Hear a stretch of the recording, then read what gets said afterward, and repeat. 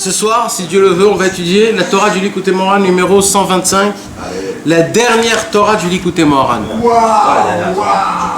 Du deuxième. Ouais, mais il y a deux livres. Il y a 282 plus 125. Ah, le premier, Ouais. Alors 282 plus 125. Ouais. Monsieur, je suis plus, on démarre. Hein. Ouais, on démarre. Bon. Alors, si vous vous rappelez, le cours dernier, il parlait de comment une personne, elle puisse se creuser en soi-même pour découvrir le vrai lui de lui. Parce que malheureusement, on n'a pas accès au vrai moi, malheureusement. On a accès à quoi, par contre? On a accès à l'image qu'on voudrait être. L'écorce. Ça, on a accès. Mais on n'a pas accès au vrai moi. Le vrai moi, malheureusement, il est complètement enfoui. Pourquoi il fallait venir la semaine dernière? On va pas rentrer expliquer tout ça. Bah ouais, on va pas. Excusez-nous, monsieur, parce qu'on fait un cours, il faut expliquer. On fait une leçon. Non, mais on va expliquer, t'inquiète. C'est une suite. Voilà. En vérité, c'est une suite, donc on peut pas comme ça. Donc, mais en tout cas, c'était un petit peu l'extrait de ce qu'on avait parlé la semaine dernière. C'est que malheureusement, l'effet de ce monde avec tout ce qui se passe, il cache, il vole ta personnalité avec les films, avec les publicités, avec l'internet, avec tout ce qui se passe dans le monde. En vérité, on vole la personnalité authentique de l'homme et la personne en elle-même, elle s'oublie petit à petit et il essaye de se jouer un jeu. Et on veut être des... Il y a des gens qui veulent être des gangsters, il y a des gens qui veulent être des très grands riches, il y a des gens qui veulent être des gens importants, il y a des gens qui chacun il veut ce qu'il a envie d'être et par rapport à ça il s'habille comme ça, il parle comme ça, il fume comme ça.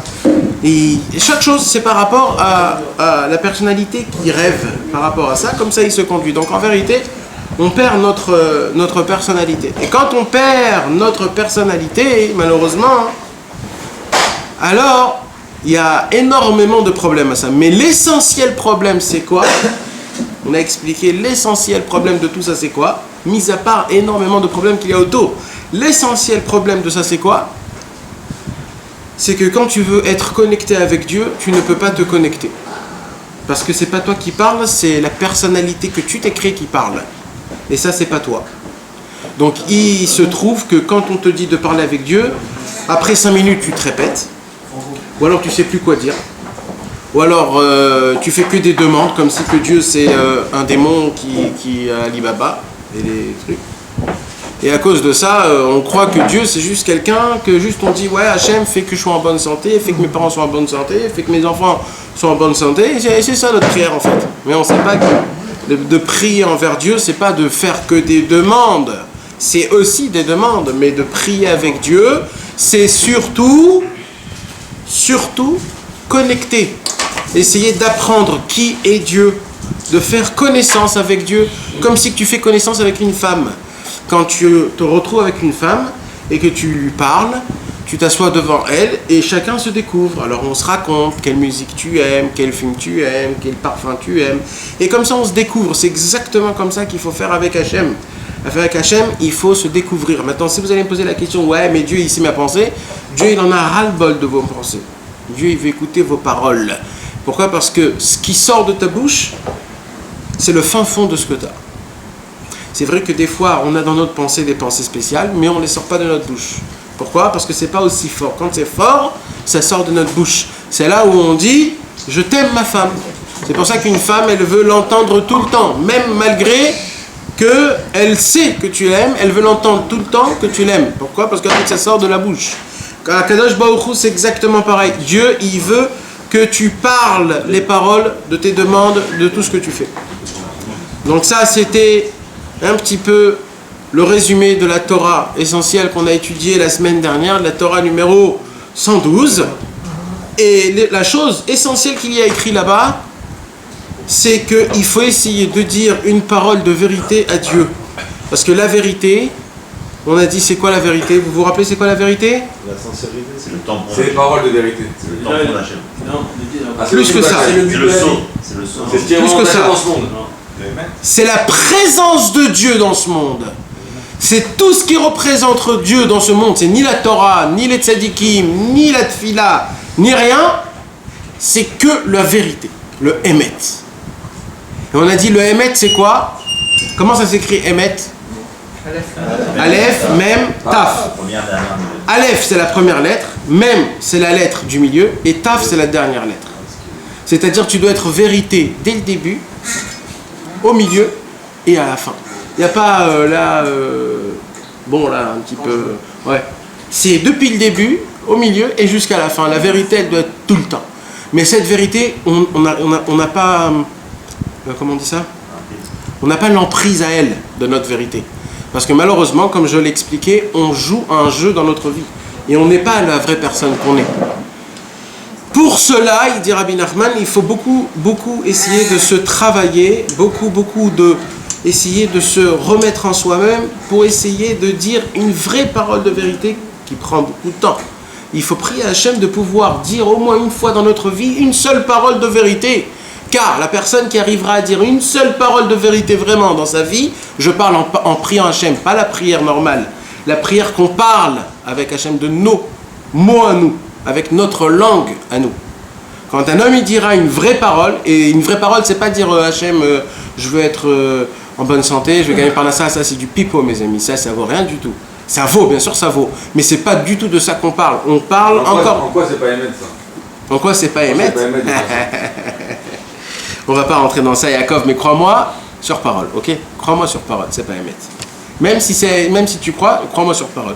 Je vais pas rentrer dans ça parce que pour ça il faudrait beaucoup de temps à parler à ça. Et on en a déjà parlé. Donc crois-moi sur parole que c'est pas émettre. Le vrai émettre, c'est ta vraie sensation. C'est ce que tu veux vraiment, ce que tu ressens vraiment. Mais même ça, tu le sais pas. Tu le sais quand il y a des problèmes. Quand un mec il vient, il te donne un coup de poing, là d'un coup, il y a le vrai Yaakov qui sort. Et là, tu veux le défoncer, là. Parce que là, c'est le vrai toi, c'est comme un... Ou quand Rasvé Shalom, il y a quelque chose qui se passe à la maison, quelque chose de grave, là tout de suite, t'es affolé, c'est le vrai toi qui sort, là. Pourquoi? Parce que t'es affolé, t'as besoin d'un truc. Donc il n'y a que des moments tout précis dans ta vie que d'un coup, c'est ton vrai toi qui sort. Tu comprends? Mais tu peux pas te dire dans le jour du jour, même si un homme il veut vraiment gagner ses parnassa, mais en demandant à Hachem la parnassa, frérot, c'est pas pour ça que Dieu il t'a fait naître. T'étais une goutte. Il t'a fait de toi un homme avec 248 membres, avec 365 veines. Pour ça, pour avoir la parnassa, il t'a créé une machine aussi grande et énorme qui fonctionne à merveille. C'est pour que tu demandes Hachem, donne-moi s'il te plaît la parnassa. Mais frérot, la parnassa, c'est juste un petit truc pour continuer, pour créer un but. Mais nous, on a fait du but le milieu. Mais c'est un milieu, comme ça on dit un milieu. Le moyen. Le moyen, pardon. On a pris le moyen et on a fait du moyen but. C'est pas ça le but. Le but, ça c'est un moyen pour arriver au but. Mais ça c'est du rien du tout. Alors, je me suis dit, puisqu'on a étudié la Torah 112 la semaine dernière et la semaine d'avant, dans le Likutei Moharan, que là-bas il parle de comment converser avec Hachem, là-bas il parle comment être vrai avec Hachem, comment essayer d'être le plus présent, sentimental, sensationnel avec Hachem. Je me suis dit qu'il faudrait qu'on commence à mettre ça dans le pratique. Comment on dit en français le mettre en pratique. Voilà, le mettre en pratique. C'est quand on apprend dans le judo, dans le karaté, une prise.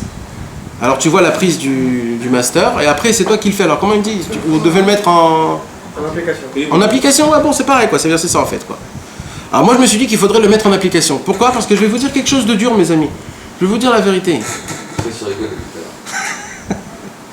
Je vais vous dire la vérité, mes amis.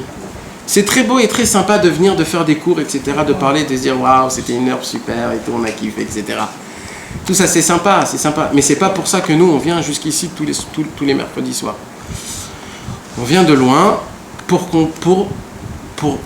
arriver aux pratiques, mes amis.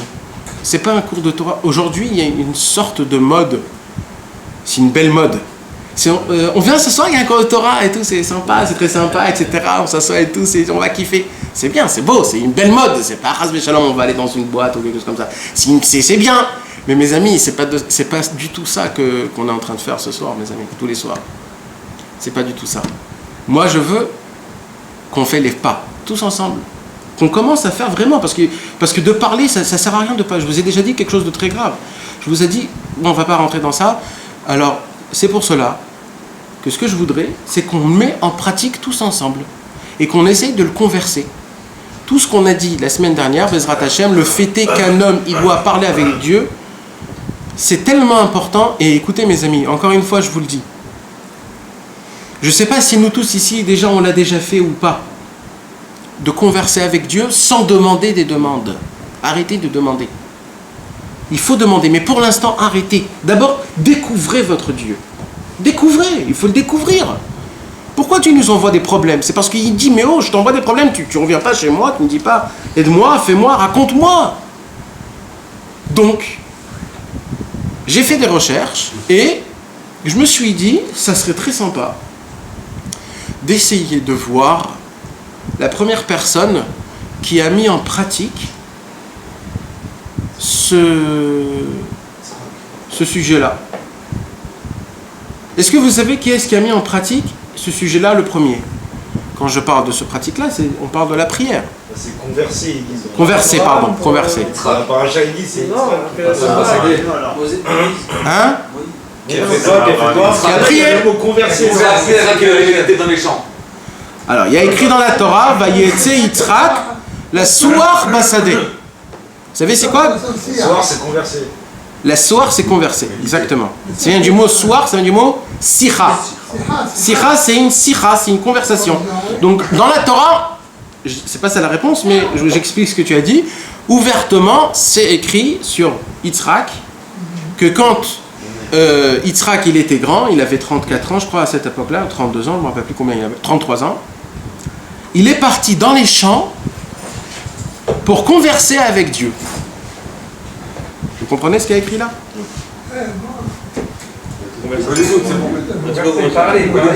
Pour parler avec Dieu. Donc les champs. Non, converser. Je sais pas que ça veut dire parler, moi. Ah, excusez-moi. Non, mais ça veut dire, tu t'imagines qu'il y a des gens qui croient que Rabbi Nachman, il a inventé ce fait de y aller dans les champs et de parler avec Hachem. Mais en vérité, le premier qui a commencé à faire ça, c'était Yitzhak. Yitzhak, il est allé dans les champs pour parler avec Akadosh Baruch Hu. Mais, mes amis, je vais vous raconter une histoire. Et écoutez très très très bien cette histoire. C'est une histoire qui a été écrite dans le Midrash. Une histoire très importante. Il y a écrit comme ça. Je crois que je vous l'ai déjà raconté, mais je le répète. Et écoutez bien parce que c'est l'essentiel de beaucoup de cours qu'on va faire Bezrat Hashem plus tard. On va étudier par rapport au Likutei Moharan. Si vous êtes bien sûr prêts pour ça, parce que le Likutei Moharan, je vous ai dit, mes amis, il faut être... Ouais, c'est pas... On peut pas parler de tout et de rien. C'est du... Alors, il y a écrit comme ça. Quand le Mashiach viendra... Le Mashiach, et que tout va se faire, etc., et que il va faire la shrita au Satan, au Yetzerara, et que tout ça, et tout ça, et tout ça, il y a écrit que le Mashiach fera une très grande Séouda, un très très grand festin. Comme ça, il y a écrit. Et il va sortir dans ce festin-là un vin qui a été pressé à la création du monde. Akadosh Baruch Hu a pressé un vin, que cette vigne a grandi dans le Gan Eden, et de ce vin-là, Dieu a dit, quand le Mashiach viendra, je sortirai ce vin. Ce vin, il s'appelle dans la Torah le mot Yahin Amishumar, le vin qui a été gardé. C'est un vin qui date de 5000 ans, les gars. Il est dans la paracha cette semaine. Et Dans la paracha avec des pilotes. Ouais. Donc imaginez-vous de quoi on parle, mes amis. C'est un vin exceptionnel. Maintenant... J'ai jamais entendu ça. Hein? J'ai jamais entendu ça. Ouais, bien sûr. Il va... Le cru des chaînes. Exact. Et c'est qui l'a fait? Ça va être Dieu. Il aura écrit Dieu. C'est lui le...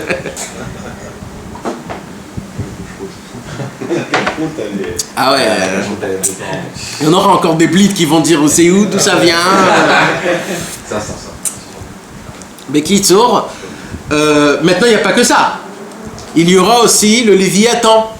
Ah, c'est le gros poisson énorme. Le grand, le sushi. Il est pas déjà là. Il est pas déjà là. Si, il est là. Il est dans la mer. Akadosh Baruch Hu l'a bouclier. Il y a écrit que Dieu, il l'a bouclié parce qu'il grandissait, et presque, il allait recouvrir le monde. Alors, il a tué la femelle pour pas qu'ils ont des enfants, parce qu'après, il n'y aura pas. Et il a laissé le mâle, et le mâle, il a bouclié sous terre, et il est là vivant. Et il attend que le Mashiach viendra pour que le Mashiach puisse le prendre. Et de ça, on va faire un festin énorme de ce Léviathan. Maintenant, ça ne se termine pas là. Il y a aussi le Shorabar. Il y aura un taureau. Ça, c'est toute la chanson. Ouais, exactement. C'est de là où vient cette chanson. Tous les Shabbats, on la chante. Exact. C'est la chanson de Mashiach. Exact. Si tu la chantes, tu seras la Mashiach, il dit. Ouais. Et ils font un air jazz. Exactement. C'est quoi la chanson?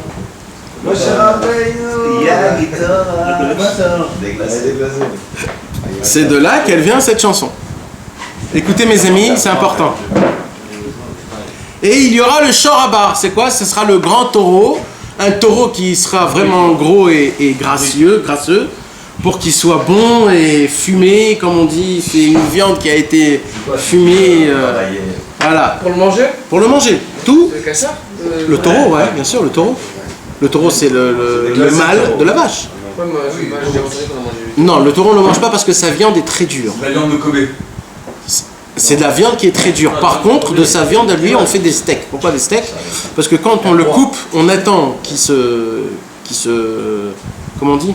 Mitiachen, qui vieillisse. Parce que quand il vieillit, après il a une odeur spéciale, et quand tu le mets au feu, c'est un steak. Ça sort un steak. Mais normalement, on ne mange pas sa viande parce qu'elle est trop mastique, c'est très dur à la manger. Mais le Shorabar, donc ce taureau-là, Akadosh Baruch Hu, il garde ces trois choses-là. Ça va être le festin du Mashiach quand tout le peuple juif s'assiera dans une seule table, mais tous.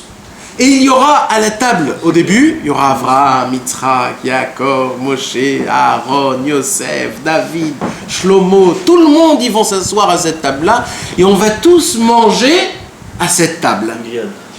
Ça va être quelque chose d'exceptionnel. À la fin de tout. Quand le Mashiach viendra, hein? C'est la dernière fois qu'on entend ça. J'ai entendu qu'il n'y avait pas une histoire comme ça. Non, à Sukkot, on invite ces choses-là. Mais on dit, Yehi Ratzon, chez Yehi Ratzon, chez Besukat Toro chez Léviathan. Qu'on puisse manger, qu'on mange dans la peau du Léviathan. C'est ça en fait, c'est ça que ça veut dire en fait, c'est qu'on attend que le Mashiach vienne et que... J'ai entendu qu'on prenait la peau du Léviathan pour faire le srach de la souka. Impossible. Non, c'est pas le srach, mais c'est l'entourage du srach. C'est-à-dire tous les 4 coins. On va manger dans sa peau, Le tissu, là. mais pas le en haut. Le en haut, c'est obligé que ça soit quelque chose de...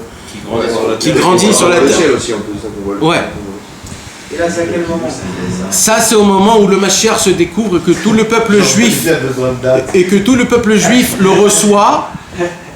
Et que ça veut dire ça prend du temps quoi, c'est beaucoup de temps. Mais ça sera à la fin quand il va faire la shrita, quand il va égorger le Satan et que le mal ne sera plus et que tout est rentré en ordre et qu'il y a eu la ressuscitation des morts. À ce moment-là, c'est là que ça se passe. C'est là où tous les morts reviennent et là on est tous ensemble et le mal a été détruit et maintenant commence la vraie vie. Ouais. Donc là, je suis d'accord, c'est la beauté de la chose à la fin. Ouais. Mais avant cette beauté-là, il va y avoir des galères.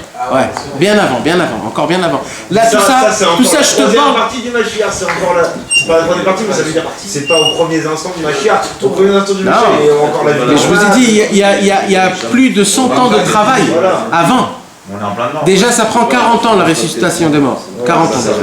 Donc déjà, la résurrection, Il faut pardon. que tout le monde meure une fois pour revenir. Exactement. Il faut attendre que tout le monde meure et après, pas tout le monde se réveille en même temps. Ouais. Ce sera que les méritants, après ça sera les trucs, jusqu'à qu'il va rester un ou deux, et on va les attendre, quand ils vont se réveiller.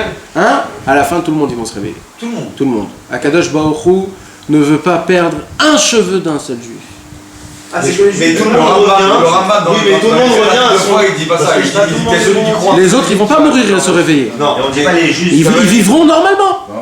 Les autres vivront normalement. Ils vont mourir, il y en aura des nouvelles générations, ils vont mourir normal. Ils continuent à vivre normalement. Eux, ils vivent normal, c'est leur vie. Nous, on a un privilège. C'est qu'on va ressusciter. Comment on va ressusciter? C'est pas un pacadabra. Comment on va ressusciter? Comment ça se fait? C'est pas normal qu'un mort il se réveille. Sur les corps déjà qui ressuscitent. Non, mais Dieu, il a fait que chaque chose, il y a une raison. Il n'y a rien qui se fait sans raison. Il y a chaque chose. Comment Dieu il s'appelle? C'est comment il s'appelle? Baal Asibot. Il s'appelle pas le maître, le patron des raisons. Il crée une raison pour que une propriété. C'est comme ça. Il y a chaque chose. C'est comme ça les règles de choses. Tu verras que chaque chose, il y a des raisons. C'est des raisons que Dieu a fait que pour ça. Donc il faut qu'on doit chercher. C'est quoi la raison qu'il fait? Comment Dieu il fait? Ça veut dire c'est quoi? Comment ça va se faire?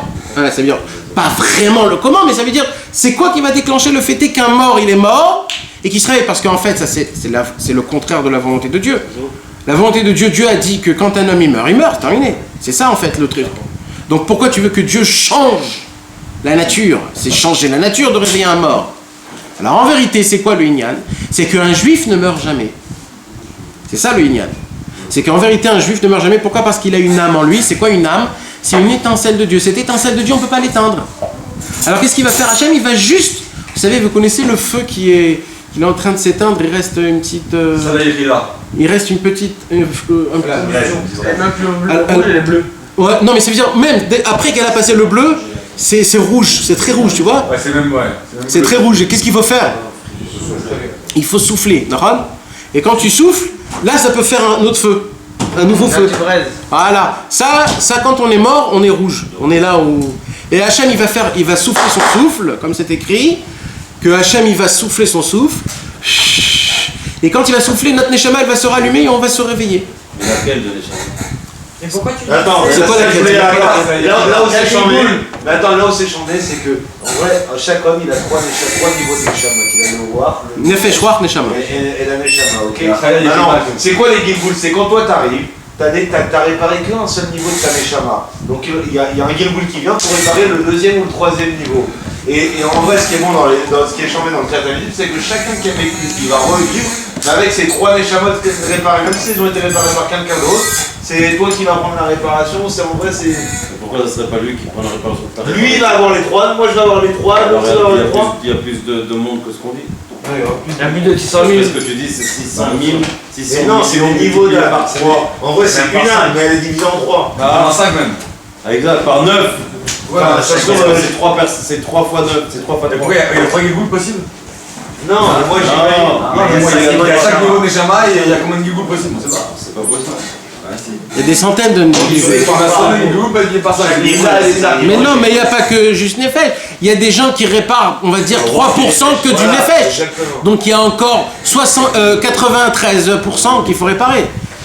Mais ce qu'il dit le Harizal, c'est que celui qui répare, qui termine, c'est lui qui se réveillera. Voilà, lui dire au descendant. Ah, d'accord. Celui qui termine la réparation, c'est lui qui se réveillera. Les autres, ils vont être inclus en toi. Pourquoi on va venir dire aux descendants? Alors, pourquoi on va venir dire les receveurs? Ils redescendent pas. Parce que dans ce monde, on termine tout. Parce que nous, on termine tout dans ce monde-ci. Ils nous répartent. Terminé.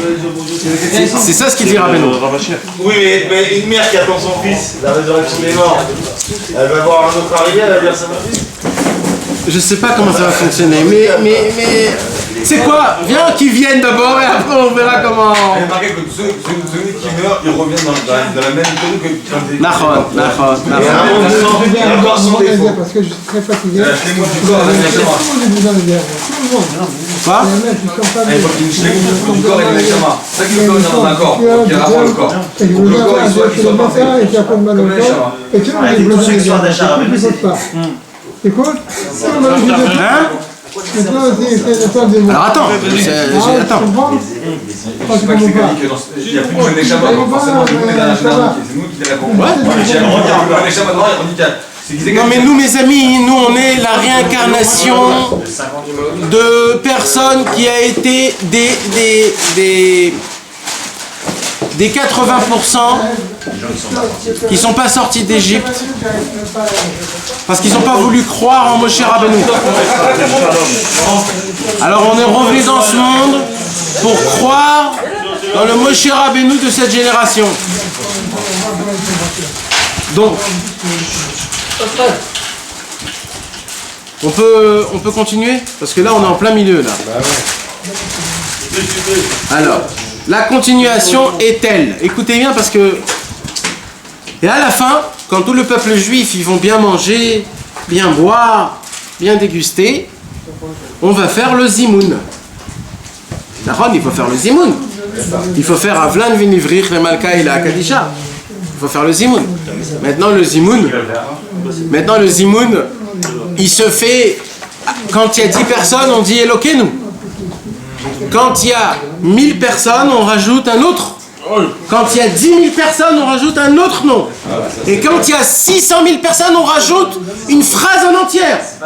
La Lara. Non, c'est Rabbi Yossi Aglili qui... Non, mais c'est la Lara. Non, mais c'est écrit dans Shulchan Aruch. Quand il y a eu les 600 000 personnes qui sont réunies à Josel, ouais.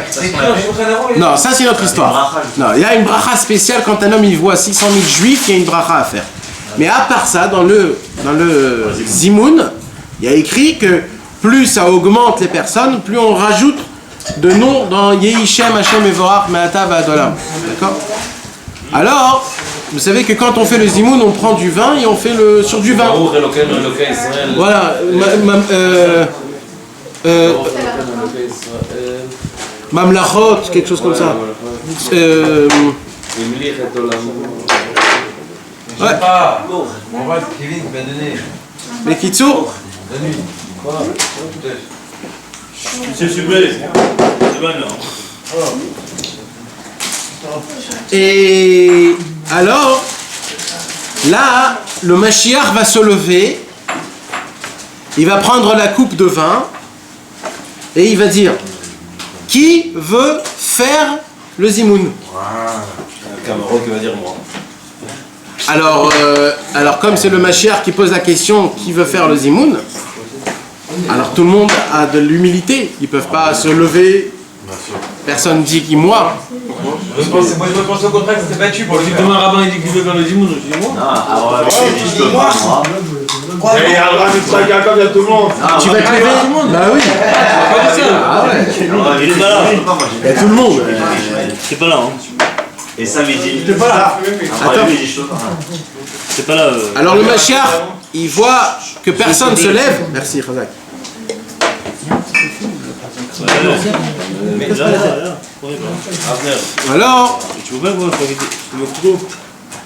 Alors, le Mashiach, il voit que personne ne lève la main pour dire, pour se réclamer, c'est moi qui va faire le Zimoun. Alors, le Mashiach, il prend la coupe et il la donne à Avram. Et Avram, il dit: non, Mashiach, je peux pas, excuse-moi. Alors il lui dit: pourquoi Avram Avinu, pourquoi? C'est toi le premier qui a découvert Dieu. Il a dit: non, malheureusement, moi j'ai eu Ishmaël. Et pourquoi alors il dit Non, mais Ishmaël, il a fait du mal. Il s'est marié avec les deux. Il a écrit que sa femme, elle faisait des encens à la Vodazara. Il faisait beaucoup de mauvaises choses. Dans la Torah même écrite, c'est-à-dire pas dans les Midrash et tout ça, les paroles de la Torah, ils disent, ils répètent Hachem: je ferai de toi une grande nation, ne t'inquiète pas, ton fils sera une grande nation. Ça veut dire qu'il y a remarqué, à un moment, c'est ton fils qui dit à Sarah: c'est ton fils qui sera le père, la descendance de toi. On peut, ça porte à confusion, c'est-à-dire, il dit tellement: tu feras une grande nation, tu seras une grande nation. Non, mais il y a un pasouk exact où il y a écrit: Ki Beitzrak Ikare Lecha Zera. Qu'est-ce qu'il dit? Dieu dit: c'est sur Yitzhak que ta descendance. C'est pas ça que je te parle. Voilà. S'il n'y a pas ce passage, ok, ça porte à confusion. Ouais, non, mais c'est vrai. Mais il n'y a pas que lui. Tellement tu seras une grande nation, tu seras une grande nation. Il n'y a pas que lui, il y a Esav aussi. Parce que Esav, Dieu aussi, il lui a béni.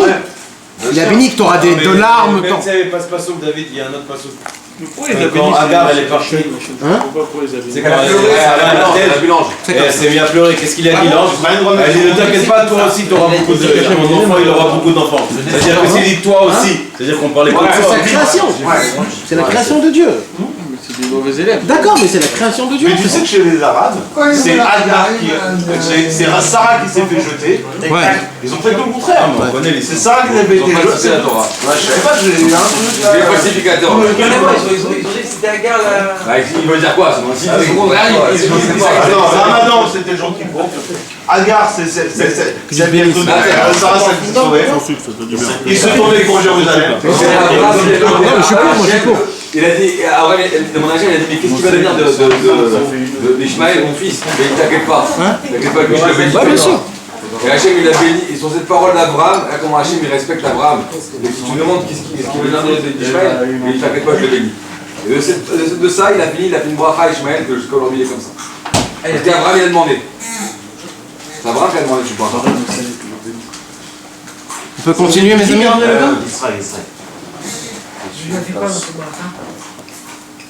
Qu'il sera multiplié, que sa force, ça sera sur le couteau, Père Adam.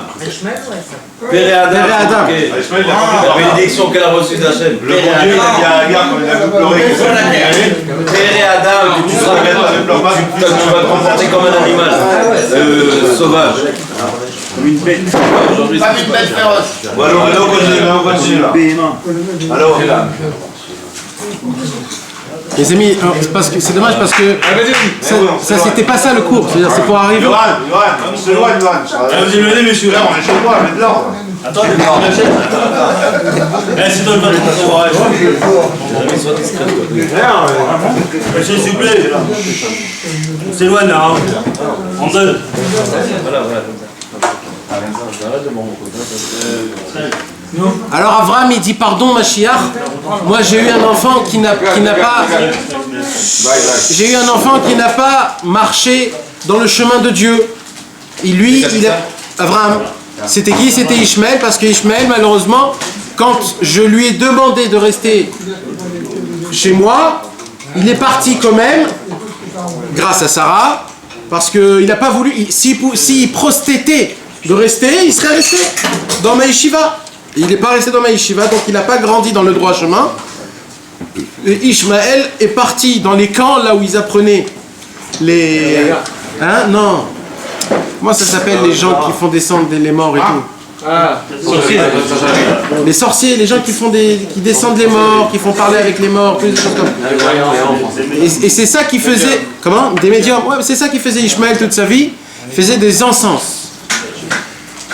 Alors il dit, pardon Mashiach, je peux pas. Alors il prend la coupe et il la donne à Yitzhak. Yitzhak il dit, Bechavod. Mashiach il dit, Yitzhak Bechavod, fais le zimoun. Alors Yitzhak il dit, excuse-moi Mashiach, je peux pas. Alors, il dit, toi aussi tu peux pas, pourquoi? Il dit, moi malheureusement j'ai eu Esav. J'ai eu Esav. Et je peux pas, moi, faire le zimoun. Je peux pas bénir le peuple juif. Hein? Là on parle de Yitzhak. Yitzhak il a eu Yaakov et Esav. Donc moi j'ai amené un enfant qui n'est pas comme il faut. Donc je peux pas bénir, parce que le zimoun c'est quoi? C'est de bénir le peuple juif. Je peux pas bénir le peuple juif quand j'ai amené un truc comme ça. Ils ont tous un problème au final. Alors attends. Après le Mashiach il prend la coupe et il le donne à Yaakov. Yaakov c'est bon. Ah, alors Yaakov il vient et il dit, Mashiach je te demande pardon mais je peux pas. Il lui dit, qu'est-ce qu'il y a? Qu'est-ce que t'as fait toi? Il dit, je me suis marié avec 2 sœurs. Dans la Torah, on n'a pas le droit de se marier avec 2 sœurs. Et comme c'était avant la Torah, on ne savait pas, mais quand même, c'est contre la Torah. Donc, je ne peux pas me marier, je ne peux pas faire la... Ils étaient mariés avec Rachel et Léa, et Rachel, elle a été 2 sœurs. Dans la Torah, on n'a pas le droit de se marier avec 2 sœurs. Oui, contre son gré. Oui, mais c'est pas lui qui a voulu se marier avec les 2 sœurs. Oui, mais il avait un choix à faire, il aurait pu prendre la première et c'est tout. C'est fini. Même pas, c'est comme ça, c'est le résultat, il savait pas. c'est comme ça. Un piège ou pas un piège. Donc il va faire un tout le monde jusqu'à Agar, il va comme ça. Et c'est ainsi de suite. Il va chez Yosef, il va chez Moshe Rabbeinu, il va chez Aaron à Cohen. Chacun, il a un problème. Alors le Mashiach, il se tourne, il sait plus quoi faire. Il se dit, mais attends, il va... Hein? Des heures avant que on va attendre. Il fait très Mashiach ou pas? Il connaît pas cette histoire Mashiach pour le faire. Non, il connaît pas. Tu sais le problème d'Aaron à Cohen? Le problème de Aaron à Cohen? Ces 2 enfants, ils sont rentrés dans le Beth Amikdash. Et Moshe Rabbeinu, il n'est pas rentré en Israël parce qu'il a frappé. Yosef Hatzadik, il s'est marié avec une... Pas sa femme, hein. qui s'est marié Au départ, c'était pas une juive. Avec qui s'est marié Oui, lui, il ne savait pas. Avec qui s'est marié Alors, de sa tête, lui, il s'est marié avec une égyptienne. Ça aussi, c'est un problème. Ah oui, mais lui, il ne savait pas au départ. Parce qu'il Ah oui, qu'est-ce que tu crois? Vous donnez le guide du jardin. Bon, on peut arriver à la fin là, parce que c'est un peu long là. On s'éloigne là. David Ahmed. Et là, il y a un petit roux. Un tout petit roux. Qui se lève. David Ahmed. Et il se dit, oh, je suis là. C'était qui? Le roi David. David Amelech. David, il a jamais fait aucune fois. Le David Amelech, il dit, Linae Veyafé. c'est bon. Et il dit, il n'y a qu'une seule personne ici qui peut faire le zimoun, c'est que moi. tuer des gens et les... Et le Mashiach vient prendre la coupe, il donne à David, c'est David qui fait le zimoun. Là s'arrête le midrash. Il a dit ça, il a dit j'ai tué des gens, moi, qu'est-ce que j'ai fait? L'Inae Veyafé le varech. L'Inae Veyafé. C'est pas ça Nathan? Quoi? Il a dit moi j'ai tué des gens, mais tout ce que j'ai fait c'est pour toi moi. Non. De l'autre côté, lui il a eu des enfants pires que tout le monde, hein David. Ouais, alors attends. Attendez, mais on ne laisse pas parler là. Monsieur, laissez parler, monsieur, on ne va pas parler. Putain, vous laissez parler. Ça peut venir de plein de choses. Il faut me laisser parler, mes amis, il faut qu'on sache. Ouais, mais tu nous chauffes toi aussi. Ah ouais, tu nous chauffes. Écoutez, Il dit une bombe et il s'arrête simplement. Bon, il faut 10 minutes de silence. Voilà. Non, tu peux te faire des blagues, c'est le droit de tout le monde avec les gants. Taisez-vous là. Allez, 10 minutes. chat. Et là, il y a énormément de questions à poser. C'est quoi ce midrash-là? Comme il a posé la question Jordan, où ça nous emmène à savoir ces choses-là? Ça nous avance à quoi? Amen. Normalement, la Torah, tout ce qu'elle te dit, c'est pour apprendre de ça quelque chose. Qu'est-ce que ça m'avance à moi de savoir cette histoire-là? Ça m'emmène où exactement? Ça, c'est la première question. Deuxième question, même que tout ce qu'ils ont dit, Avraham, Yitzhak et Yaakov et tout le monde qu'ils ont dit que moi je ne peux pas faire le zimoun. Mais après tout, c'était vraiment des très très grands tzadikim. Ils pouvaient faire le zimoun sans aucun problème. Même si Abraham il a emmené Ishmael, même si Yitzhak il a emmené Esav, même si Yaakov il s'est avec deux sœurs, c'est pas ça qui va faire le problème. Ça veut dire en vérité, ils pouvaient faire. Donc c'est quoi en vérité le problème qu'il y avait que vraiment ils ne pouvaient pas faire le zimoun? Et en plus de tout ça, David Amelech, lui, il peut faire le zimoun. Que lui déjà il est né, tout le monde lui a dit que c'était un mamzer. Et il a eu le pauvre, il s'est marié avec plusieurs femmes, que sur plusieurs femmes, il y a eu des questions sur ça. Ses enfants, le pauvre, ils ont complètement tourné mal. C'est lui qui a pris la royauté de Shaoul et il a eu pas d'enfant avec Michal bat Shaoul, la fille de Shaoul. C'est lui qui a combattu énormément de combats. Il n'était pas reçu comme roi. Il était le roi de Hebron pendant 14 ans. Après, il était roi à la fin de sa vie que 8 ans de Jérusalem. Et Dieu lui a dit d'être roi sur tout le peuple juif. Il s'est pas décrété roi. Et c'est lui qui sortait, qui faisait des guerres. Et un roi n'a pas le droit de sortir et de faire des guerres. Excuse-moi, c'est lui qui s'est marié avec une femme mariée, qui a envoyé son mari. Fais très attention, Steve. Comment tu dis les choses? C'est lui, mais c'est pas comme ça, frérot. Cette femme était destinée pour David. C'est l'autre qui lui a piqué. Tu comprends? C'est ça la vraie histoire. C'est l'autre qui lui a piqué. Et il s'est tué, David, il a rien dit. Et pendant des années. Des années. Il la voyait, etc. Il se disait rien. Jusqu'à que c'est Dieu qui lui a dit tu la prendras tout de suite. Il l'a envoyé en première ligne, il s'est tué, il s'est marié. Elle était destinée pour lui. Depuis des années. Le père de Salah, il avait dit c'était se marier avec David. Après, il l'a embrouillé. Voilà. Exact. S'il vous plaît. Il n'y a pas un petit peu pour mettre le centre? Ah, pardon.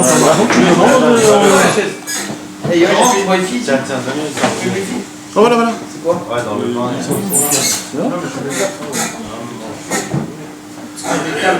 Les amis, il faut que je vous explique quelque chose. J'espère que vous allez le prendre bien. Il faut que vous le compreniez parce que c'est vraiment important. C'est très fin. Hein. C'est très fin. Ça veut dire on peut se tromper. Quand vous allez entendre ce que je vais vous dire, on peut se tromper. C'est très fin. Il faut être très fin au niveau cerveau sur ce que je vais vous apprendre. Avant que je vous donne l'explication, comme je vous ai dit, d'abord ça me ferait très plaisir que vous venez la semaine prochaine et les autres semaines. Parce que si Dieu veut, on va commencer à étudier les psaumes de David d'après Rabbeinu. De psaume en psaume. Ça existe ça? Et alors? Ça existe ça. Et on va le faire ce soir, tous les mercredis. Bien sûr qu'il y a ça. Rabbeinu, il a parlé de tout. Et ce soir, mes amis, on va commencer à étudier le premier psaume de David. Et vous allez voir que David, comment chaque mot, il est important et compté. C'est pas juste des mélodies ou des choses comme ça. C'est la puissance de tout. Et pourquoi les psaumes de David? Alors, je vous réponds pas pour l'instant, mettez de côté l'histoire. Parce que David Amelech a été le premier dans la Torah à écrire des prières. Abraham, il a fait des prières, mais c'était que à lui. Mais lui, c'était des louanges pour Dieu. Oui, Abraham, il n'avait pas la force. Il n'avait pas la force de prier et que ça devienne une obligation pour le monde en entier. Il a découvert la prière du matin, mais c'était personnel. Tu comprends? Après Yitzhak, il a découvert la prière de l'après-midi, mais c'était personnel. Yaakov, il a trouvé la prière du soir, mais c'était personnel. Maintenant, c'est pour cela que leurs prières à eux n'ont pas été écrites dans la Torah. Parce que, comment on se pose pas la question? Si tous ils ont fait Idbonidut et qu'ils parlaient, pourquoi il n'y a pas un mot de prière de eux dans la Torah? Pourquoi? C'est sûr qu'ils ont prié à Hachem. Pourquoi il n'y a pas écrit? Alors pourquoi il n'y a pas écrit leur prière dans la Torah? Pourquoi? Ils auraient pu dire. Voilà ce qu'ils ont dit lui, il faut dire ça. Voilà, ça serait plus facile. Mais il n'y a pas écrit. Et Moshe Rabbeinu y a écrit. Pourquoi on dit pas qu'il est écrit par Yaakov Avinu? Non, attends. Une patate, Brandon.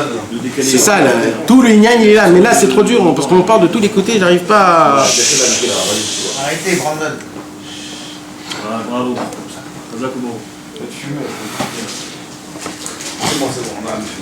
Donc, Ils ont fumé la tête. Il y a une pression là. ce qui se passe, mes amis, le premier où ces prières ont été écrites dans la Torah, c'est qui? C'est notre roi David. Pourquoi il a eu ce mérite-là? Maintenant, vous savez que tous les psaumes de David, en fait, ils sont composés de 10 personnes, en fait. 10 personnes.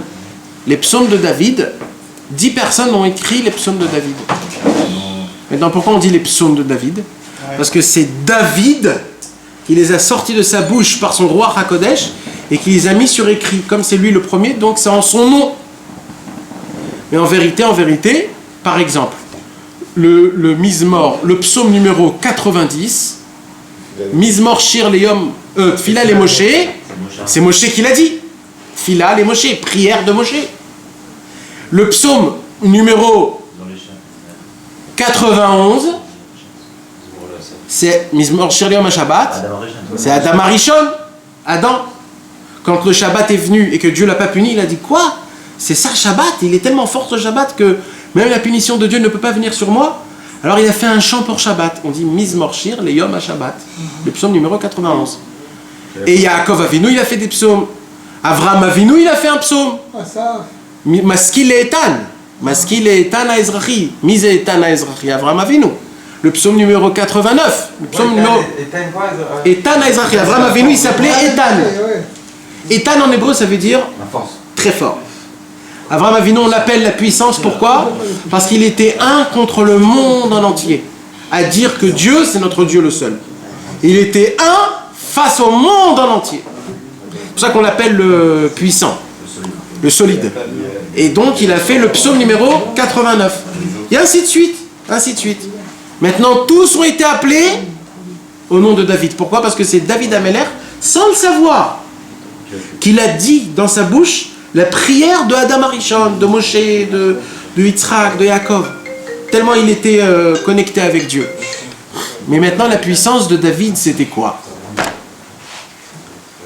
Pourquoi je vous parle des Teilim, mes amis? C'est ce qu'on a parlé le cours dernier. La parole de vérité. Vous savez, je sais plus comment on va recommencer tellement c'est puissant.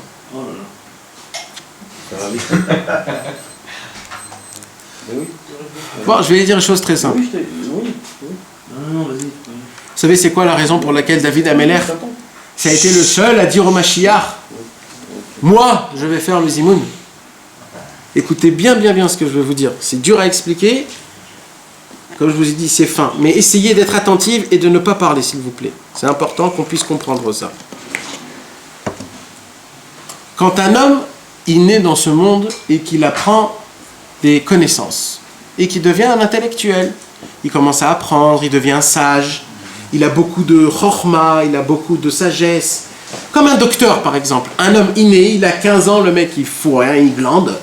Et à l'âge de 17 ans, il se dit, voilà, je vais devenir docteur. Il commence à s'asseoir, il ouvre des livres. Et 7 ans passent et ce mec, il devient cardiologue.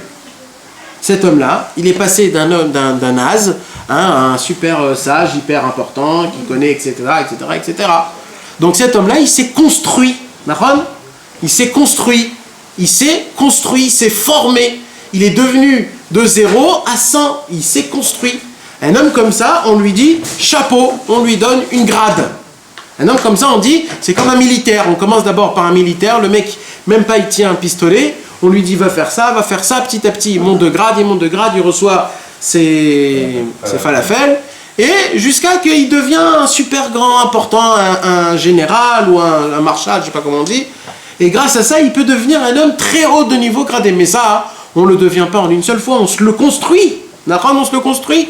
C'est pas d'un coup tu nais, tu deviens un marshal. C'est pas comme ça que ça fonctionne. C'est tu dois rentrer dans le petit travail, faire les petites choses, de laver les chiottes, etc. Mais jusqu'à que tu montes à la fin du... Voilà.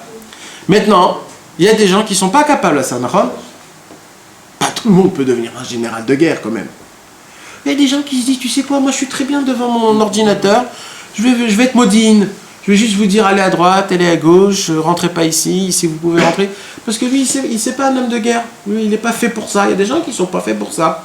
Pas tout le monde est fait pour être un général de guerre, un chef de guerre. Ou un médecin. Il y a des gens que eux, ils ont des autres natures.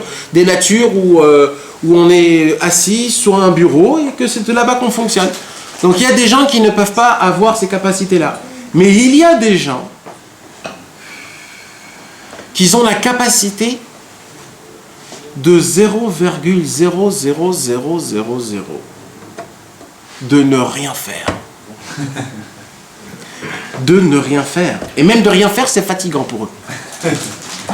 Il y a des gens, malheureusement, ça existe. Il y a des gens, ce sont des tarés de la tête. Malheureusement, ils sont nés comme ça. Il y a des gens, c'est des imbéciles, les pauvres. C'est des gens que tu sais qu'eux, ils vont être bien que derrière une pizza, ils vont vendre des pizzas, ils vont vendre des... Alors ceux qui se tiennent dans les parkings, vous savez, les parkings, pour entrer, ils notent juste le numéro, c'est tout son travail. C'est tout ce qu'il peut faire, il ne peut pas faire plus que ça. Juste il note le numéro des voitures et l'heure, voilà, c'est tout ce qu'il peut faire. C'est son travail. Il y a des gens comme ça de 0,00. Qu'est-ce que tu fais? Je note des numéros de code, voilà, c'est tout ce que je fais. Quand David Amelech est né dans ce monde, mes amis, il devait mourir la première heure qu'il est né. Il devait mourir. C'était un Eiffel, on dit en hébreu. Un Eiffel, c'est une fausse couche. Il devait être une fausse couche, David Amelech.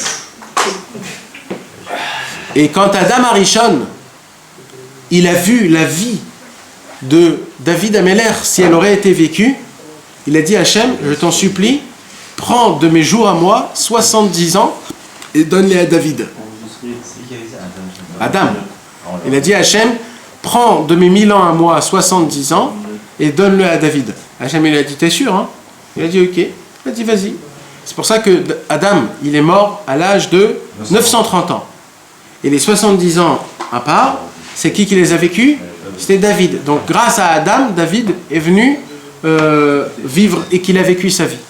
Maintenant, comme c'est pas sa vie qu'il vit, puisque c'est la vie de Adam, mais que d'un autre côté, c'est David qui le vit, donc il y a eu un problème dans sa vie de but. Parce que d'un côté, la vie que tu as, elle appartient à Adam, et de l'autre côté, moi, je devais mourir, donc en fait, il y a un conflit.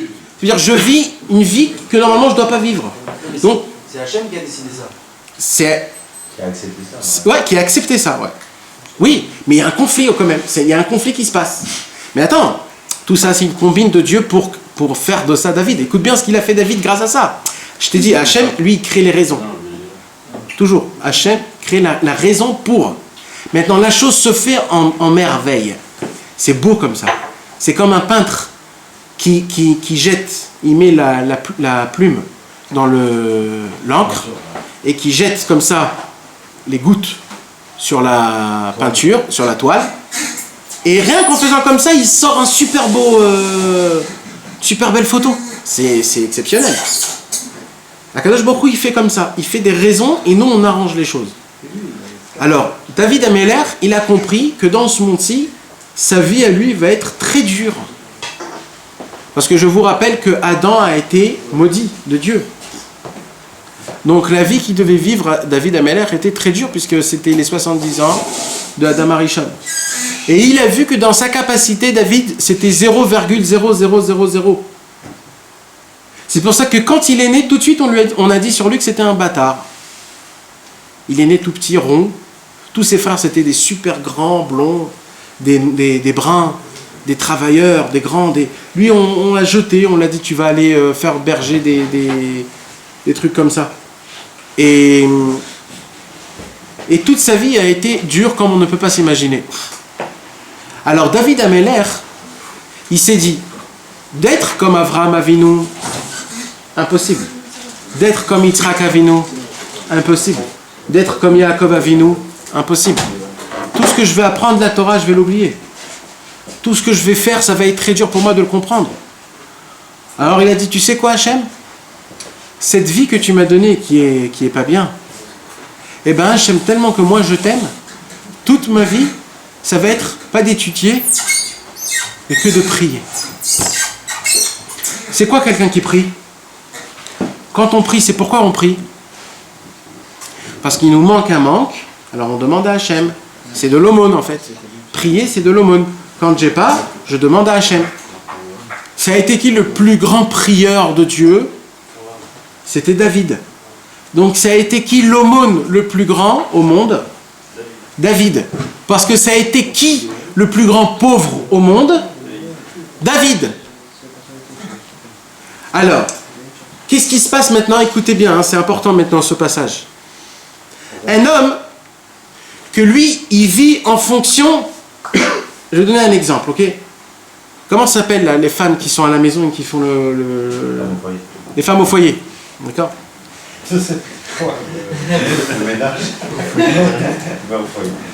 Des femmes, tout ça.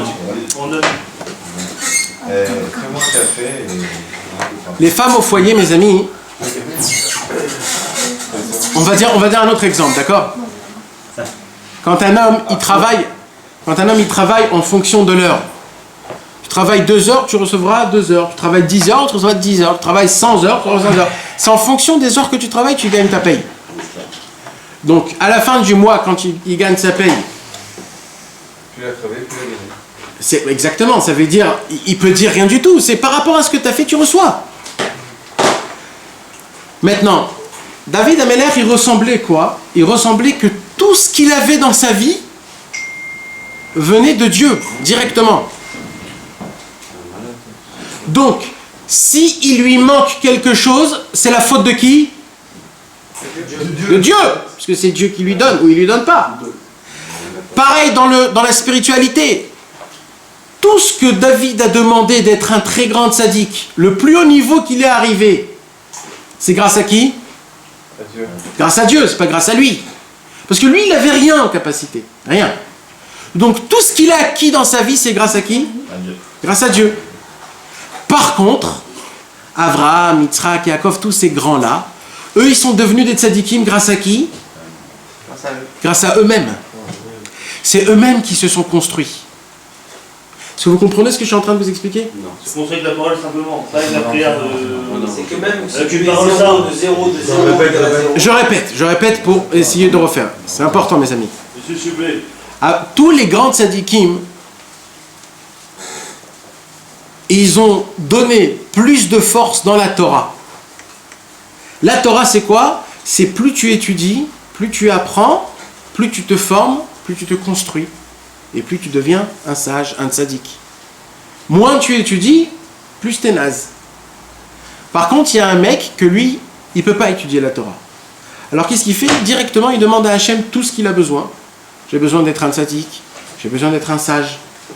Alors, c'est quoi la différence entre lui et lui? C'est que celui qui étudie, plus il étudiera, plus il devient un tzaddik.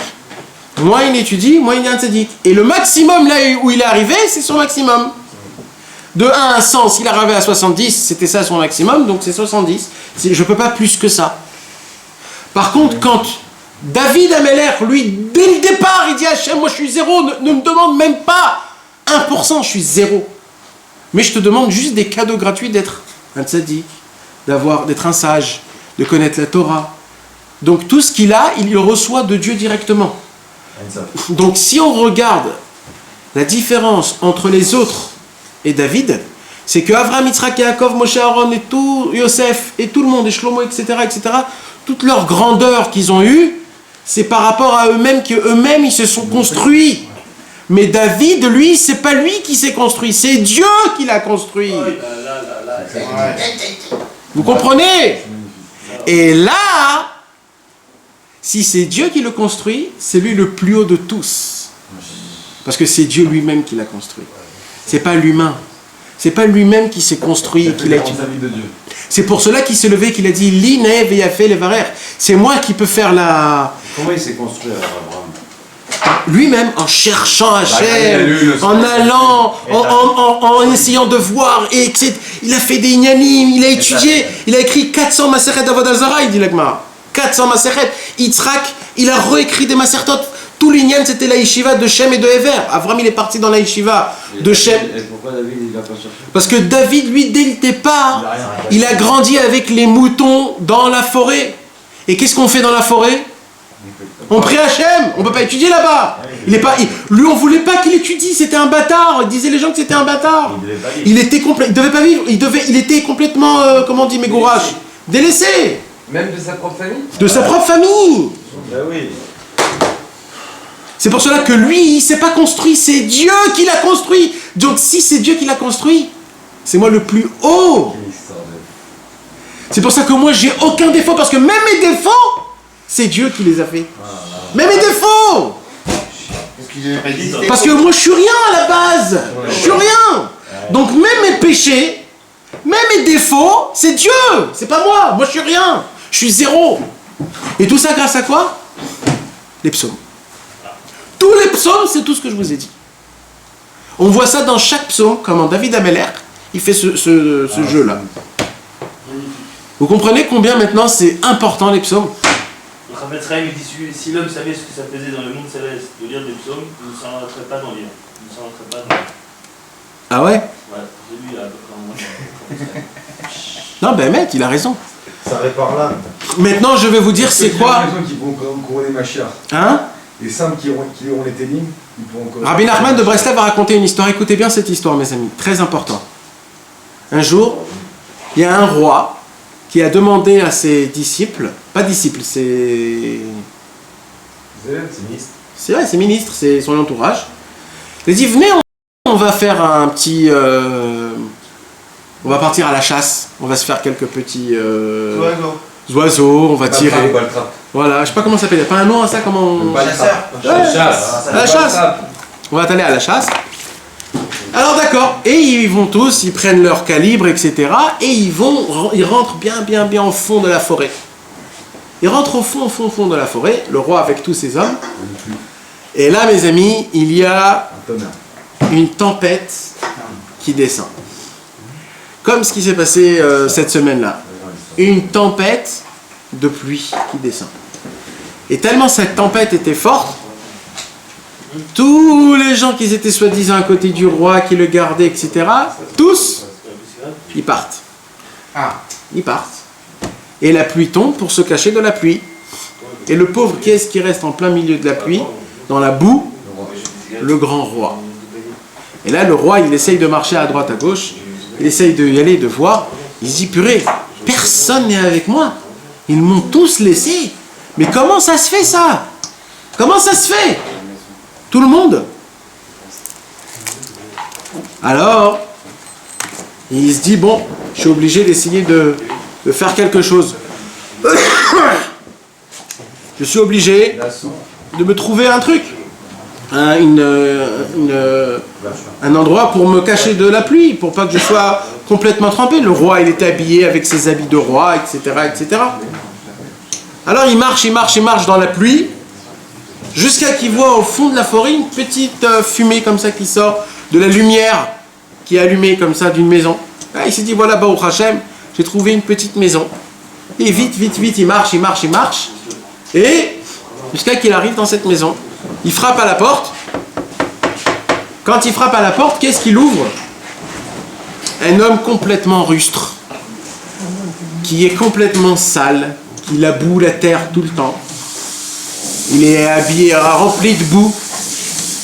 Il dit, bonjour monsieur, est-ce que je peux m'abriter chez vous à la maison? Il y a une tempête. Et l'homme il dit, bien sûr, mais rentrez. Maintenant il ne savait pas que c'était un roi. Il dit, bien sûr, rentrez. Et il rentre dans la maison et qu'est-ce qu'il voit? Une maison chala. Vraiment de la boue par terre, les murs complètement sales, il n'y avait pas de chaise, pas de lit, il n'y avait rien de tout ça. C'était une maison super neutre, sans rien de spécial. Mais tellement le roi il était rigorifié et tout trempé, il s'est dit, ah, qu'est-ce que c'est bon, un peu de feu, je me réchauffe, qu'est-ce que c'est bon. Alors le balabait il dit, dis-moi monsieur, vous voulez manger quelque chose? Il lui dit, bien sûr, si tu as. Et qu'est-ce qu'il lui donne? Il lui dit, j'ai une très très bonne soupe, une super bonne soupe. Alors le roi il se dit, ah, je vais manger une bonne soupe. Le roi lui, c'est quoi une soupe pour lui? C'est une soupe royale avec tout ce que tu veux dedans, etc., avec un super bon. Lui, ce rustre là, lui donne de l'eau tiède. Voilà, c'est tout ce qu'il a à lui donner. Avec peut-être une carotte dedans qui faisait le truc, et pas plus que ça. Mais le roi, il était tellement affamé et comment dire encore, frigorifié, qu'au moment où il a vu cette soupe qui était aussi chaude pour lui, quand il l'a mis dans sa bouche, il y avait tous les goûts du monde dans cette soupe. Il a dit, quelle bonne soupe, c'est quoi cet endroit énorme et magnifique? Et tout ce qu'il lui donnait, le balabait qui était complètement naze, du pain pourri, il mangeait dans des ustensiles en bois, etc. Pour le roi, c'était exceptionnel par rapport à la tempête qu'il y avait dehors. Et comme ça, il lui a dit, donne-moi tes fringues, je vais les sécher. Pour l'instant, je vais te donner mes fringues à moi. Et il lui donne des habits de rustre. Et d'un coup, le roi exceptionnel, très grand, très magistreux, et tout, noble et tout, il est habillé en rustre, avec des grands manteaux qui sont épais, avec des grandes bottes, pas du tout. Et il est habillé comme ça, et le roi, il est assis comme ça dans sa chaise. Il se regarde, et il se dit, un roi grand comme moi, et tout, qui est habillé comme ça. Mais je sais pas pourquoi, je me sens vraiment super. Je suis ici, super. D'un coup, la tempête s'arrête, et là, les hommes du roi, vite ils reviennent, et ils voient que le roi n'est pas. Alors ils commencent à s'affoler. Et là, ils courent à droite, à gauche, où est le roi? Vite, ils cherchent, ils partent tous chacun dans un endroit, jusqu'à qu'ils disent, ah, il y a une maison au fond, peut-être qu'il est rentré là-bas. Vite, tous, ils rentrent, ils frappent à la porte du monsieur. Le monsieur, il ouvre la porte, il voit beaucoup de personnes. Il dit, vous avez pas vu le roi? Alors il a dit, le roi? Non, j'ai pas vu de roi. Comment il est? Et on lui décrit celui qui est assis chez lui. Et là, il fait attention que c'est le roi. Oh là là, il a eu très peur. Il est vite parti sur elle. Il dit, pardon, je savais pas que vous étiez roi. Je vous ai donné comme ça. Je vous ai habillé comme un naze et tout. Vite, les gens, ils sont rentrés. Et dès qu'ils ont vu le roi comme ça, etc., ils ont pris le balabait. Et ils ont dit, mais dégage d'ici, toi, sors de cette maison, mais t'as vu ce que t'as fait au roi? Regarde comment il mange dans des ustensiles en bois, il mange. C'est ça, cette soupe-là que tu lui donnes, et c'est. Et le roi, il a dit, oh, taisez-vous là, les gars. Venez, et viens. Quand il y a eu la tempête, chacun a pensé à son bien-être. Vous m'avez tous laissé aller. Vous m'avez laissé dans une tempête de folie pour se sauver soi-même. Le seul au monde qui est venu à mon aide, c'était cet homme-là. Et dans ces habits qu'il m'a donné, et dans la soupe minable qu'il m'a donnée, c'était vraiment pour moi un super luxe. Donc ce qui va se passer, c'est que c'est cet homme-là, il va m'habiller en roi, et c'est lui qui va me couronner dans mon royaume. Et l'histoire s'arrête. Rabbi Nachman nous donne l'explication de cette histoire. Le roi, c'est qui? C'est Dieu. Et le pauvre, c'est nous. Attends, les disciples du roi, c'est qui? C'est des gens qui se croient importants dans ce monde. Des gens qui sont connus sous le nom de tzadikim, si tu veux. Pas tous, mais il y en a. Des gens importants. C'est les gens que nous, on croit que c'est eux les plus proches de Dieu. Pourquoi que nous, on croit? Ils sont appelés parce que c'est eux qui sont les ministres. Ils sont appelés les importants de Dieu. Donc quand toi tu vois quelqu'un, tu te dis cet homme-là il est très proche de Dieu, mais tu sais pas s'il est très proche de Dieu. Il n'y a pas plus important que Rabbi Nous. Et il dit à Rabbi Nachman que dans les générations qui vont venir avant le Mashiach, la majorité des grands soi-disant, ce sera des menteurs. Bah oui, bien sûr. Donc ce qui se passe, c'est que il y aura des disciples que soi-disant c'est eux qui peuvent approcher le roi, mais en fait c'est tous des charlatans ces mecs. Donc en fait ce qui va se passer c'est que tous, quand il y a eu le problème, le roi il a eu le problème, tous ils sont partis. Alors c'est-à-dire quoi? Ça veut dire que quand Hachem, Akadosh Baruch Hu ne les revoit plus, il ne leur répond pas dans leurs prières, etc., ou alors qu'ils se cachent, alors chacun il part pour sa propre poche. Et ils font de l'argent en faisant des brachot, ils font plein de choses. Et c'est qui à la fin de l'histoire? L'histoire c'est que le roi il trouve chez qui où aller, il trouve un rustre. C'est qui le rustre? Il dit Rabbi Nachman. C'est un homme simplé qui sait rien faire, il sait faire qu'une seule chose. Lire des Teilim toute la journée.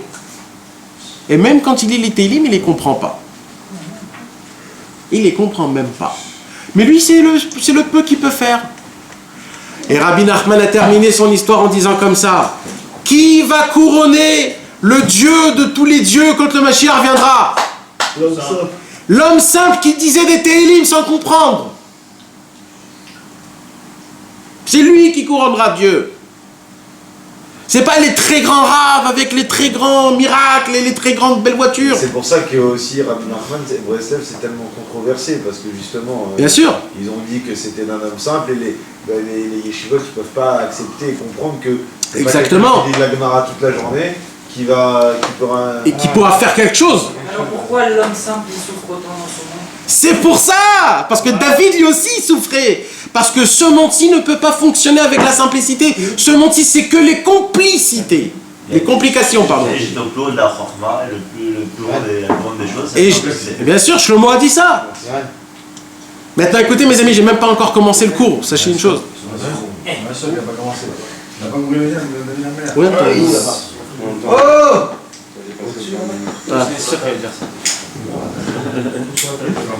Non mais par contre, vraiment, on fait quelque chose là. Alors, on fait quelque chose, c'est que la semaine prochaine, il faut venir à 9h maximum. Mais c'est celui-là, t'es là 45. Non mais là, c'est pas grave, c'est une fois. Mais les autres fois, ça. Même quand t'es là, on arrive à 10h15. C'est nocturne ce soir. C'est lui qui m'attend, parce qu'on rentre Moshe. Il a 8h30, 9h. Ce soir, on reste jusqu'à qu'on est en train de dormir. Moshe 8h, à 9h. Pour pas qu'on termine le cours comme ça, on est obligé de lire quelques lignes du commencement du Likutei Moharan, de cette Torah, de tout ce qu'on a parlé ce soir. Là, je vais vous apprendre quelque chose de très très très important. Il n'y a pas d'introduction.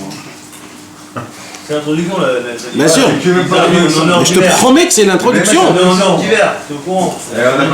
Mais mec, j'ai pas commencé. J'ai même pas commencé. Je voulais passer au psaume. On n'a même pas commencé. Il nous reste au moins 2 heures. Vous savez, pourquoi? Parce qu'en fait, pourquoi je vous parle de tout ça? C'est à cause du cours de la semaine dernière. Le fait est qu'un homme, il est obligé de parler avec Hachem des paroles de vérité. Et les paroles de vérité, on n'arrive pas à les dire. Alors comment on fait pour dire des paroles de vérité? Je suis obligé. C'est du khamtsan.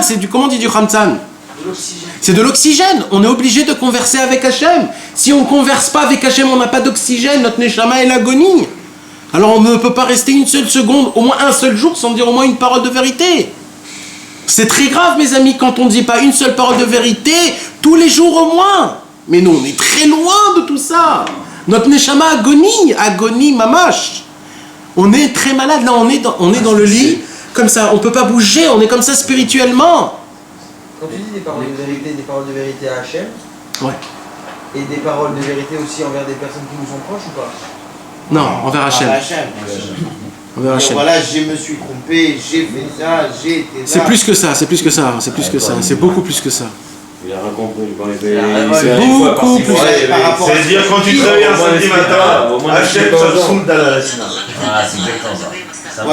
Je te le dis, j'y vais, mais ça me saoule. Au fond de moi, ça me saoule. Ça, c'est le vrai. Ça. Là, il a dit qu'il est vraiment. Il ne sait pas jouer un jeu de religieux. À cause de l'entourage, à cause de ma femme, de mes enfants. J'ai étudié, en réalité. Tu dis Hachem, pas tu le fais pas et tu le dis. Non. Tu fais, et après que tu le fais, tu dis Hachem. Ça m'a saoulé aujourd'hui. C'est pas, non, tu dis Hachem, tu sais, j'ai pas aimé de faire ça. Je le dis, voilà, j'ai pas aimé. Ça m'a pris la tête, mais je l'ai fait. Voilà, je l'ai fait quand même, mais je l'ai. Voilà. C'est pas tous les jours qu'il faut le dire, hein, c'est une fois quand tu craques. Je craque tous les jours, tu vas dire ça me saoule. Et justement, il a raison, on le dit jamais parce qu'on peut. Ah, pourquoi? Parce qu'on le fait pas assez. Mais c'est parce qu'on n'est pas vrai, on n'est pas vrai. Tous les jours, on ressent pas la tefila, c'est pas vrai. Je suis d'accord. Mais bien sûr, c'est de ça qu'on parle. C'est ce qu'on a parlé toutes les semaines dernières. Plein d'exemples on a donné sur ça. Ça, c'est une parabole pour les dire. Tu dis tous les jours, c'est pas bon, tu rentres en ligne. Non, pas dans la ligne. Non, lui, il te dit, c'est une fois dans ta vie que tu arrives à dire une parole de sens comme ça. Donc, toi, tu dis qu'on parle à Hachem de ça. Ok. Non, alors Rabbeinu nous dit que cette parole-là, c'est ça le émet, c'est ça la lumière. Quand tu dis une parole comme ça, il dit Rabbeinu, tu sais, juste, Mamash, c'est un péléplaïm, c'est de la folie. Je sais pas pourquoi, mais à chaque fois, j'ai un truc qui se passe, que je comprends pas pourquoi ça se passe, et quand je viens donner un cours, je sais pourquoi ça se passe. Aujourd'hui, quelqu'un m'a fait montrer sur YouTube comment ça fonctionne, les trous noirs dans l'espace. Ah voilà. Non, après, j'ai une autre... Et j'ai pas du tout compris pourquoi je l'ai vu, parce que c'est vrai que j'aime tout ce qui est astronaute et tout ça, mais... Ça veut dire quoi les trous noirs? Il y a des trous noirs. Il y a des trous noirs dans l'espace. Un trou noir, c'est... C'est le Haïm. C'est un trou noir où même la lumière est aspirée dedans, on ne sait pas ce qu'il y a. Non, tout vient de là-bas. Alors il y a des trous noirs que quand il y a une planète qui vient à côté de ce trou noir, le trou noir aspire cette planète jusqu'à qu'elle a détruit, on ne sait plus où elle est. On sait plus. Et des planètes grandes comme le Soleil. Hein. Non, ben mais c'est vrai. C'est vrai. Ça veut dire que ce trou noir, il peut prendre la Terre et... Non, il peut pas, il y a des trous noirs très loin. Akadosh Baruch Hu a tout fait fonctionner d'après un mathématique que jamais on s'approche à côté d'un trou noir. Parce que c'est l'univers, parce que c'est... Le Soleil, il est 30 millions de fois plus grand que la Terre.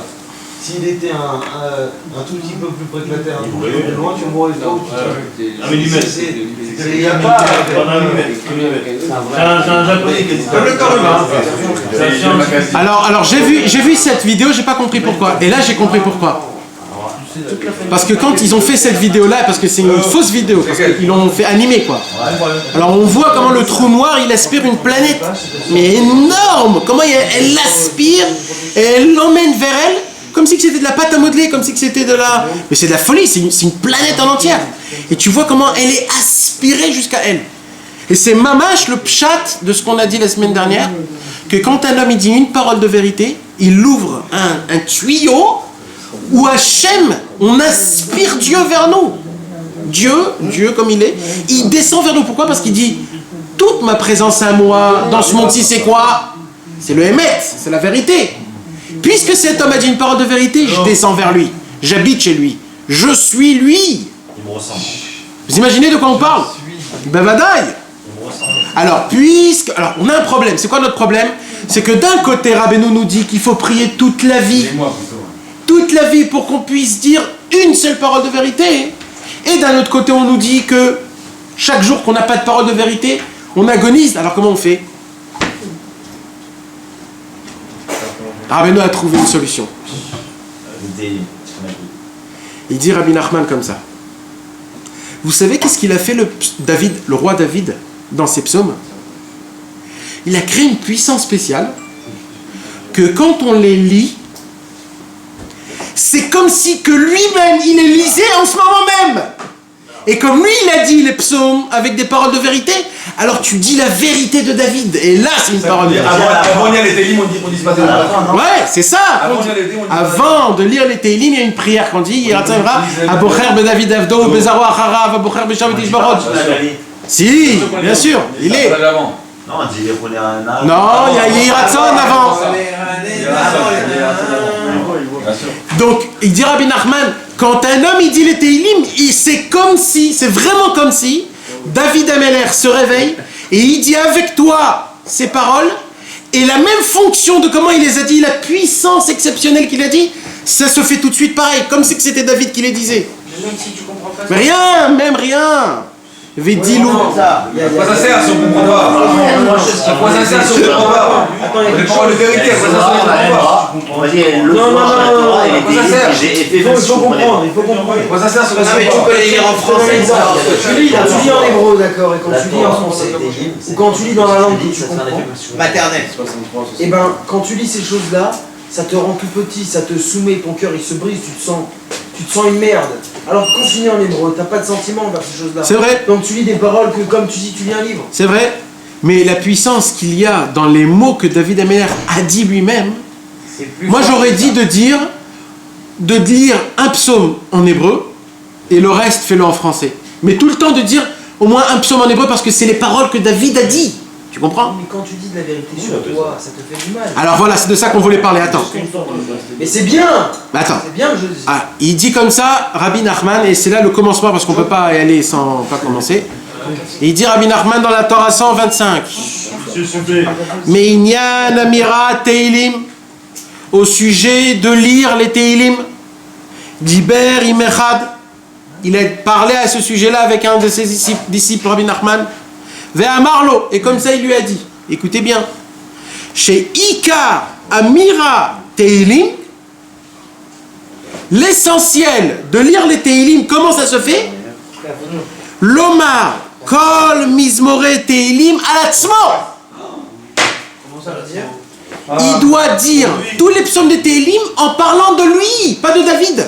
Mais tu comprends pas. Alors lis-le en français. C'est vrai quand tu l'as dit. Alors j'ai dit, lis un en hébreu parce que c'est important. Je lis un, on va dire je lis un. Un en hébreu. Et lisant plusieurs en français. Mais c'est vrai que quand tu les lis en français, c'est des choses C'est qui dit. réparateur. Ouais, mais c'est des choses qui dit que c'est pas de ta vie à toi. Ah, il dit Rabbeinu, le travail de lire les Télim, c'est d'habiller ta vie dans ces psaumes, de chercher ta vie dans les psaumes et de le dire comme si c'est toi qui le dis sur ta vie. C'est ça tous les Télim. Si tu fais ça, frérot, tu amènes David Ameler à prier avec toi. Dieu ne peut pas, il peut pas contre une prière pareille. Il n'y a pas plus haut que ça au monde. Il n'y a pas plus haut. C'est d'ailleurs ce qu'on va commencer à étudier les psaumes. On va commencer. Ah non, on n'a même pas encore commencé la Torah parce que la Torah elle est. On peut pas, on n'a pas l'oxygène là. Attends, juste on termine le Inyan. Mais le Inan, c'est pas dire tout en hébreu? Mais si, on va le dire. Ah, pardon, je sais pas, je te connais, justement.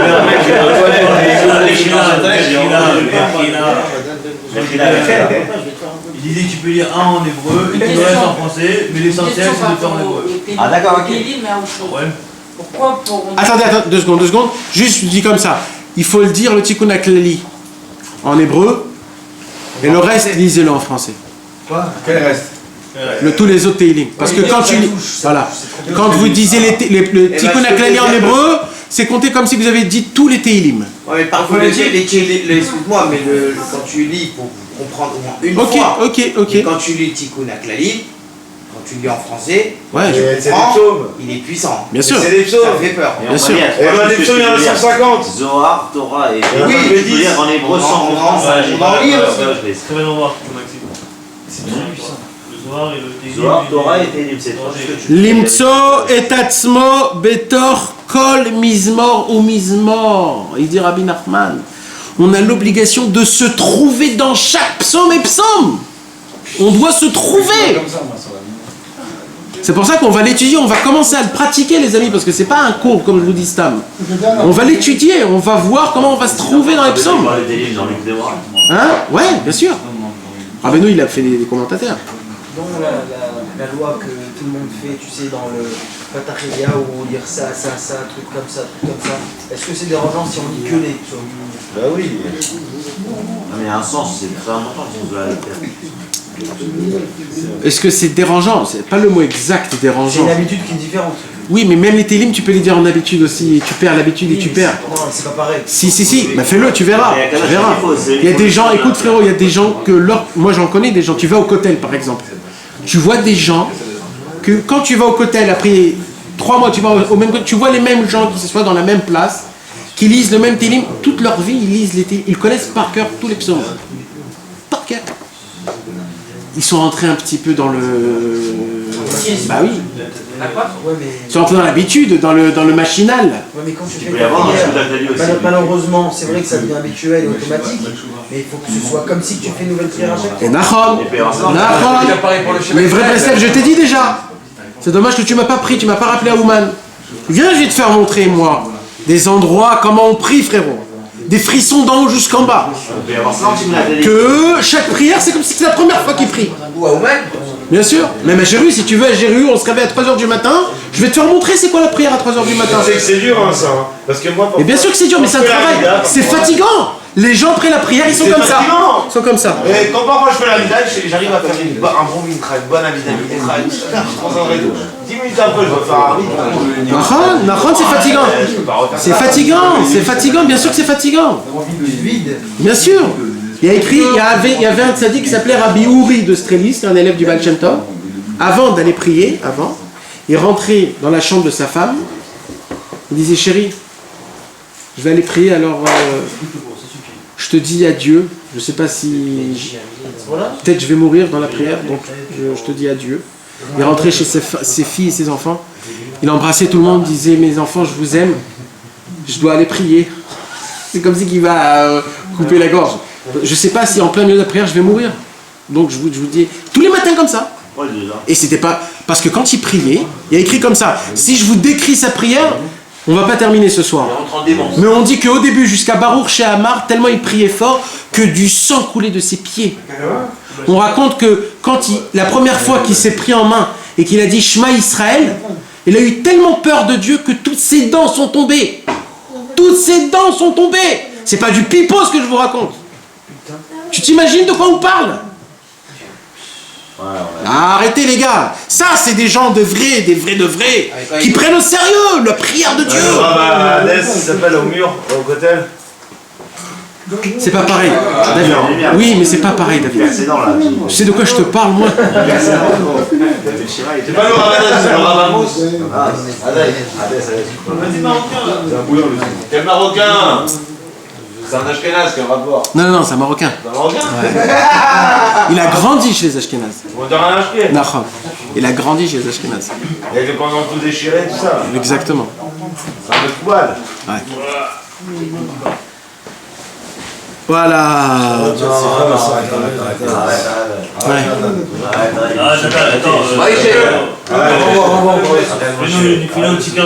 Bon, vite fait, mais taisez-vous. Veshaal otozal. Alors l'homme qui a entendu ces paroles de Rabbeinu, il lui a dit quoi? De dire les psaumes dans ta vie, d'essayer de rentrer ta vie dans les psaumes, mais c'est impossible de faire ça. Il lui a dit pourquoi? Il dit, David, il a eu des guerres, il a eu des guerres, alors il prie dans les psaumes sur des guerres. Moi j'ai pas de guerre, il lui dit à Rabbeinu, moi j'ai pas de guerre. Alors quand il dit j'ai des guerres, qu'est-ce que moi je vais me mettre dans ma tête que j'ai des guerres? Quelle guerre je fais? Alors Rabbeinu il a rigolé. Il a dit frérot, quand tu te réveilles le matin et t'as pas envie de te réveiller, tu te dis allez vas-y encore un petit 5 minutes. Et après 5 minutes, tu dis vas-y encore un petit 10 minutes. Et après tu dis j'y vais ou j'y vais pas. Après tu dis bon allez je vais faire prier à la maison, pas à la synagogue. Ça c'est pas une guerre ça? Ça c'est la guerre entre le Yetzerara et toi. Quand il y a une super belle meuf que tu as envie de regarder et que tu dis bon allez je la regarde pas, bon allez je la regarde. Non, et tu fais comme ça et tu la regardes un petit truc jusqu'à que tu la regardes. Ça c'est pas une guerre ça? Ça c'est une guerre. Parle de cette guerre là, de ça tu parles. C'est ça ta guerre. Donc vous voyez comment les psaumes, c'est vivant. Il y a du Ruach HaKodesh dans les psaumes. Ça a été écrit et dit pour nous tous. Poufich, tu connais que les. Ah, j'aime bien entendre des paroles comme ça. Est-ce qu'on peut le soir Hein? Le soir, Tu peux lire tout le temps. J'ai demandé à quelqu'un, c'est bon. Tout le temps, tu lis. Il y en a qui disent que le soir. C'est après Khatsot. Ouais, c'est après Khatsot. Laissez-le répondre maintenant. On va les tuer tous. Maintenant que Rabbeinu est venu et qu'il nous a dit ça, on n'a plus le temps pour ces choses-là. C'est un grand... Regarde, d'abord il faut que vous sachiez quelque chose. Celui qui a dit ça, c'est le Harizal. Personne au monde peut dire une parole sur le Harizal. Personne au monde. Au monde. Même Dieu lui-même, il ne peut pas dire sur le Harizal. Ouais. Le Harizal, ce qu'il a dit, c'est pas du béton armé, c'est... Je sais pas comment on peut dire. Et lui, il a dit comme quoi, dès que la tombée de la nuit, je vais t'expliquer aussi pourquoi. Dès que la tombée de la nuit, il tombe, on n'a pas le droit de lire la Torah. Ça appartient au démon. Non. Il dit la Torah, elle est tellement puissante que quand la tombée de la nuit, elle tombe, c'est le temps de l'ashkia, c'est-à-dire dès que le soleil il se couche jusqu'à minuit et demi, c'est le temps où là résident dans le monde les chitzonim, les forces du mal. Alors, les forces du mal, dès qu'ils voient quelqu'un qui lise de la Torah, ils vont vite tout pomper pour eux. Alors, leur avez dit, c'est pour ça ne dites pas. Mais par contre, Rabbeinu est venu après le Harizal, et il a dit, au temps du Harizal, c'était vrai, mais maintenant que moi je suis venu, je peux rechanger la chose. Et je vous dis que pour des gens imbéciles comme vous, que vous êtes à l'agonie, vous avez besoin même de ces paroles-là. Avec le talit? Non, pas le talit. Parce que c'est la journée le talit. Ouais, tu peux mettre si tu veux. Pour la tzedaka, on peut la faire, on dit non. La tzedaka, oui. Non, on peut pas. La tzedaka, on peut aussi le soir aussi. Oui, bien sûr. Et la veille, tout ça? Bien sûr. Tu peux la poser le soir. Toujours s'attacher à Rabbeinu. Mais sous ça, bien sûr. Le cours maintenant à faire Mais sous ça. C'est foutu le truc, vas-y, non. Trop de... Batman. Trop des noms. Trop de complications.